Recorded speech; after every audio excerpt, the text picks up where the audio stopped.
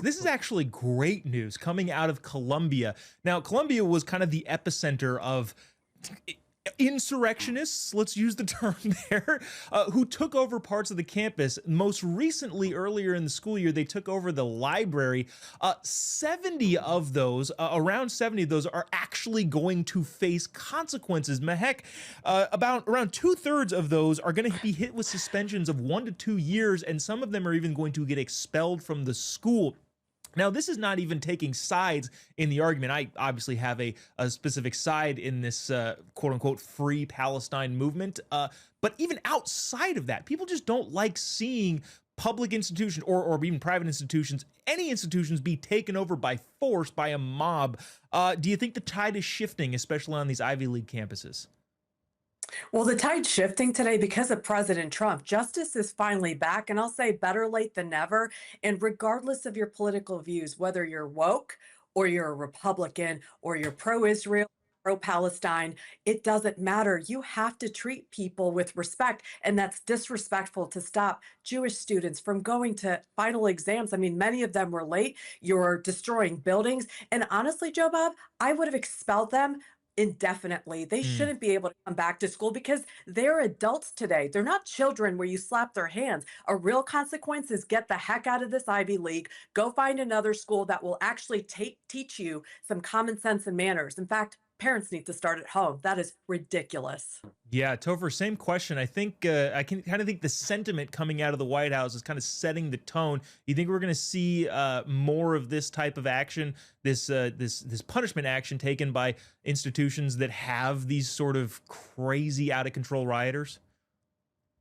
Yeah, absolutely. You know, we have a president in the office that's not going to tolerate this craziness that we see on campuses. For one, if I was a student and I'm paying my tuition and I can't go to my classes, I'm missing assignments, my grades are taking a hit, and I still got to pay the same regardless. Now, I'd be highly upset. And you know, we cannot encourage students to voice or exercise their freedom of speech in a way that's violent and or a way that's disruptive to the institutions that they're paying that their parents are paying them to go to. You know, there's a right way to do things, and they just didn't do it the right way, man. So they had a run-in with accountability for the first time, as we can see, and I'm hoping that they have a whole lot more run-ins with accountability so they can learn the lesson. You know what I hope has a run in with accountability is all the big media organizations and how they report. I'm going to read you guys a headline from CBS around President Trump's withdrawal from the UNESCO. Turn on the dramatic music. The U.S. will withdraw from the UNESCO 2 years after rejoining the UN Scientific and Cultural Agency. Oh my gosh, the travesty. Now, the actual reporting on it is, hey, the administration found out they were focusing a lot of their time and energy on DEI initiatives, pro-Palestine, pro-China bias, a bunch of things that are anti-American. So that President Trump said, yeah, we're out. Heck, you know, one, I didn't even know this organization existed. And two, I'm glad that none of our money and resources are going to be going to it any longer. What are your thoughts?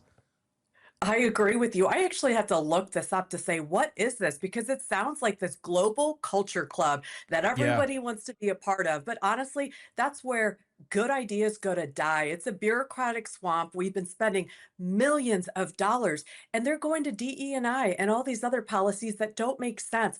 They are for China, which means they're anti-American and Western values. They're playing political ping pong with the values of American citizens today, and we deserve better. I mean, I looked this up, $80 million a year. That's our money going for anti-American vibes. They're also downplaying global, they're actually upselling global citizenship over national sovereignty. They're cozying up with authoritarian regimes, like I said, China, Cuba. They're cheering when our flags are being burnt.